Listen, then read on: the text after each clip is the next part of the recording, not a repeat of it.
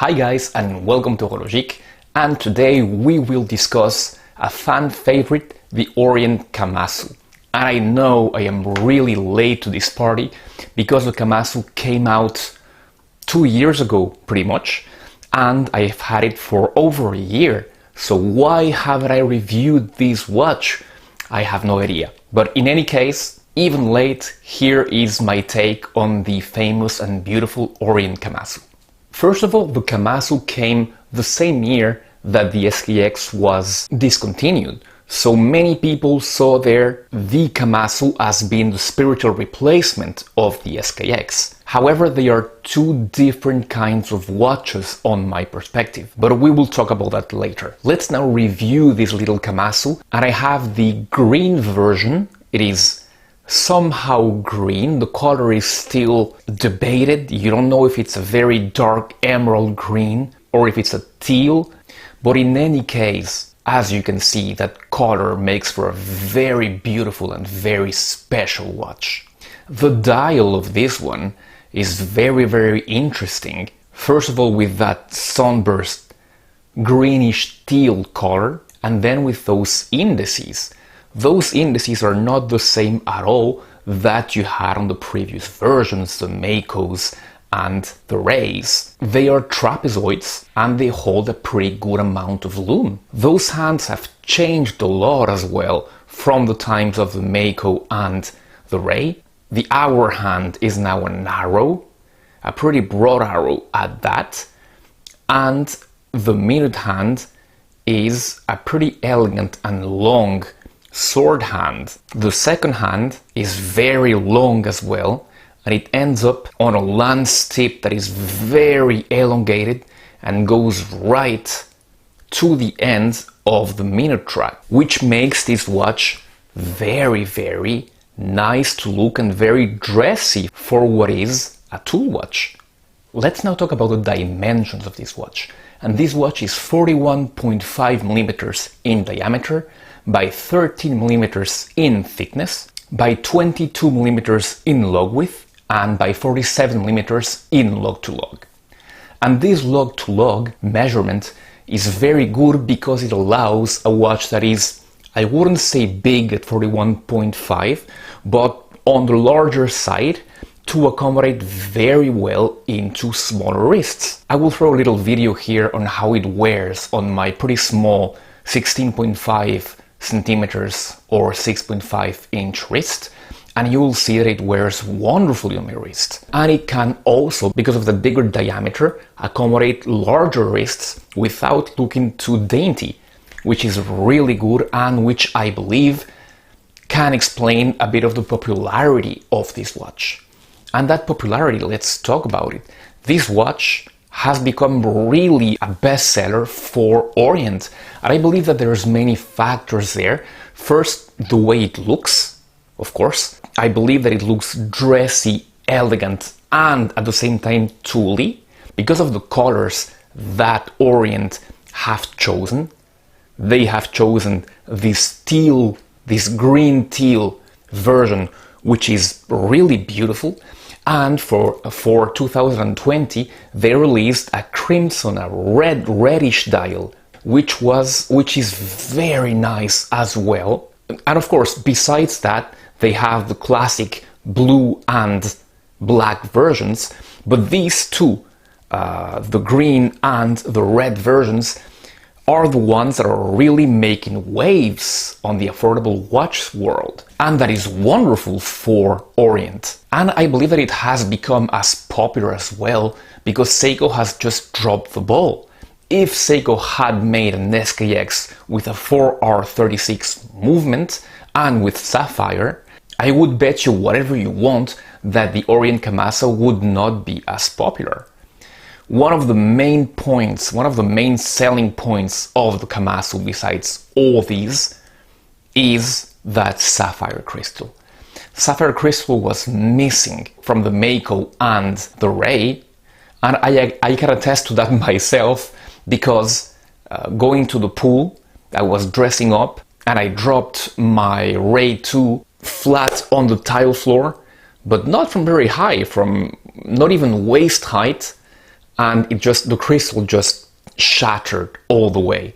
I don't know if sapphire is that much more resistant, but in any case, I am glad that they put sapphire in here. It kind of elevates the watch to another level.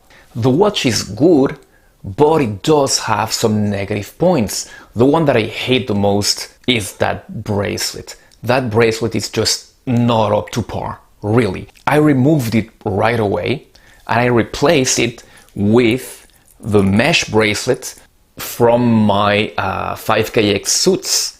But that was a bad idea because now I cannot remove it. But I think that it looks really wonderful and I would not like to remove it actually. It looks great. Another point where they could have improved the Kamasu is the bezel insert. The bezel insert is still aluminium. If they had upgraded that to a sapphire, that would have elevated the watch even more. Maybe the Kamasu too? Who knows? Let's hope so. And as I say, the rotation of the bezel tells half the story of the quality of the watch, so let's see how this one performs. Yeah, it's not at all as hard to turn as a Mako and a Ray 2. It's much more Seiko-ish on that respect,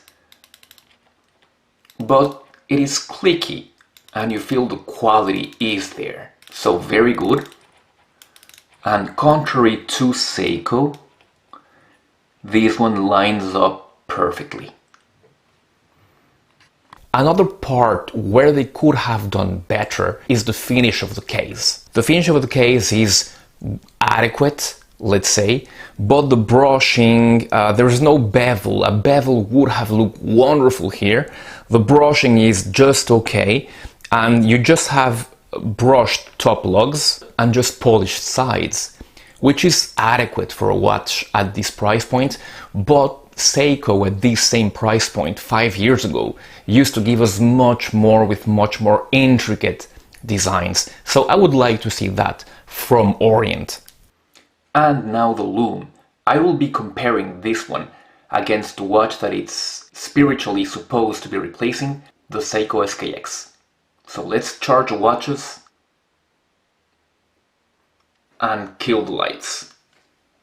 On the initial burst, you can see that the SKX, holding more lume, appears more impressive.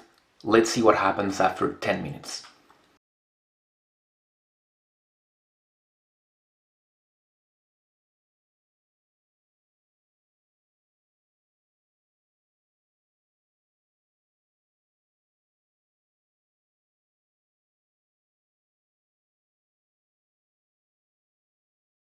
Almost 20 minutes later, from what I can see, it's pretty much a draw. Maybe the hands of the Kamasu are a bit more legible, but pretty much a draw.